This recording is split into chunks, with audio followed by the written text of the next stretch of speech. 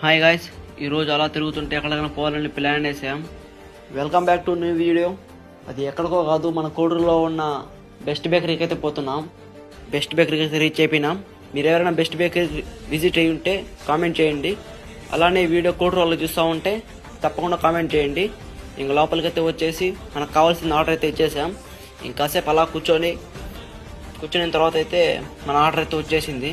Full fried chicken అయితే వచ్చేసింది. అది ఫుల్గా లాగేసేసి అక్కడ నుంచి ఇంకా రిటర్న్ అయిపోయినాం.